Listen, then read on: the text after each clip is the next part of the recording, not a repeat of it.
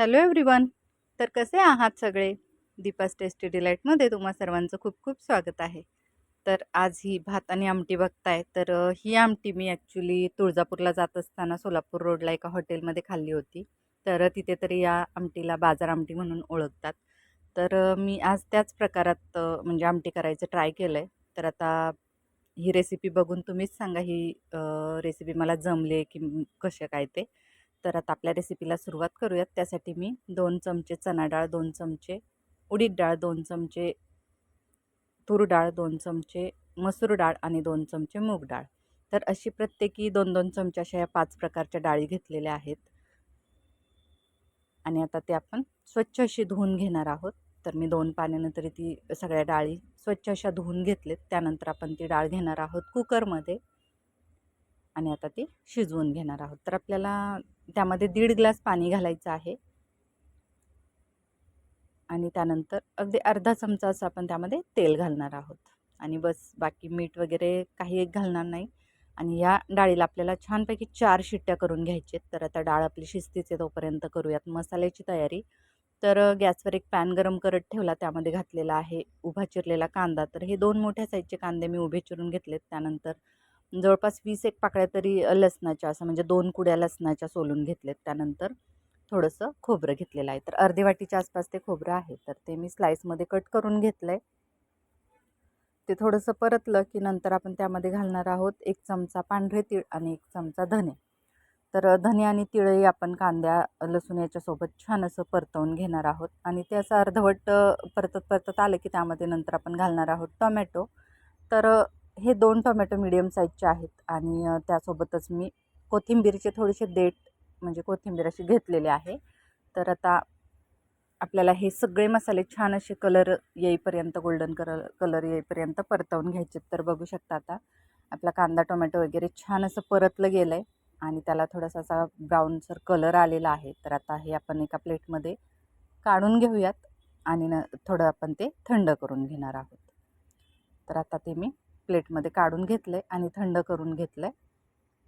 तर आता एक 5-10 मिनटं मी ते थंड केल्यानंतर आपण आता ते वाटून घेणार आहोत. तर ते मी घेतलेलं आहे मिक्सरच्या भांड्यामध्ये आणि आता आपण ते वाटूयात. तर असं जर बारीक होत नसेल तर अगदी 1-2 चमचे त्यामध्ये पाणी घातलं तरी चालेल आणि त्याची आपल्याला बारीक अशी पेस्ट करून घ्यायची आहे. तर आता इकडे आपली डाळ पण शिजली, कुकर थंड झाला आहे.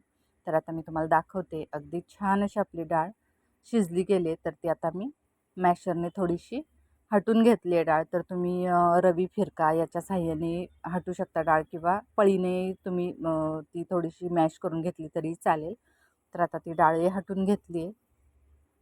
त्यानंतर देऊयात आता डाळीला फोडणी. तर गॅसवर कढई गरम करत ठेवली. त्यामध्ये 1 मोठा चमचा तेल गरम केलं आहे. त्यामध्ये तमालपत्र घातलं आहे, 3 ते 4 लाल सुक्या मिरच्या, मोहरी, जिरं ते सगळं छान तडतडलं की त्यामध्ये आपण वाटलेलं वाटण घालणार आहोत.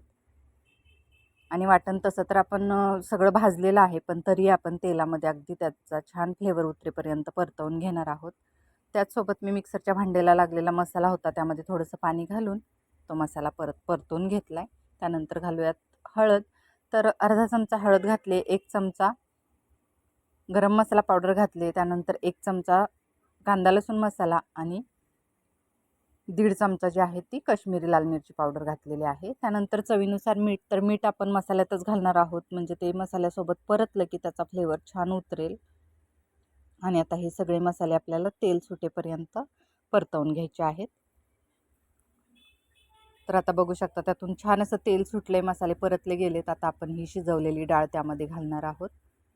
तर आता डाळ त्यामध्ये घालून मिक्स केली की नंतर आपण त्यामध्ये कडकडीत असं गरम पाणी घालणार आहोत, म्हणजे थंड पाण्याचा यामध्ये आपण वापर नाही करणार आहोत. तर आता मी हे साईडला पाणी गरम करून घेतलं होतं, तर ते घालणार आहोत आपण.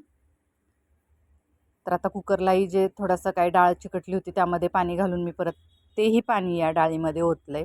तर अशा प्रकारात मी थोडं कमी नाही तर मी पूर्ण कढई भरून याचा रस्सा बनवणार आहे, म्हणजे या डाळीचा.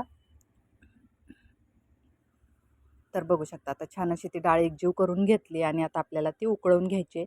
लो टू मिडियम गॅसवर आपल्याला ही एक 10 मिनटं तरी डाळ चांगली उकळवून घ्यायची. तर त्यासोबतच मी त्यावर वरून थोडीशी कोथिंबीर घातली आणि आता आपण ती डाळ उकळून घेऊ. मधून जर अशी हलवून घ्यायची, म्हणजे जेणेकरून कढईला खाली चिकटू नये म्हणून. तर बघू शकता आता अगदी दाटसर अशी आपली ही डाळ रेडी झालेली आहे.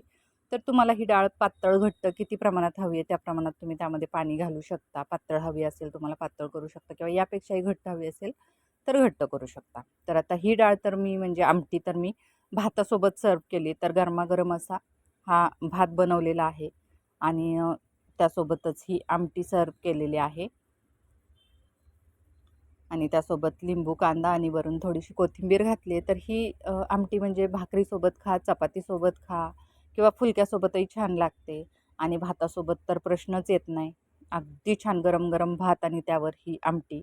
तर बाकी काही नसेल तरी चालेल, इतकी सुंदर याची टेस्ट लागते. तर मी ही बनवलेली बाजार आमटी याची रेसिपी तुम्हाला कशी वाटली ते मला नक्की सांगा. आणि आता तीच आमटी मी एका बाउलमध्ये घेऊन तुम्हाला दाखवते की अगदी छान अशी आपली ही आमटी रेडी झाली आहे. तर एकदा नक्की अशा प्रकारात आमटी करून बघा. आपल्या चॅनलला कनेक्टेड राहा. लाईक, शेअर, सबस्क्राईब करा. थँक्यू.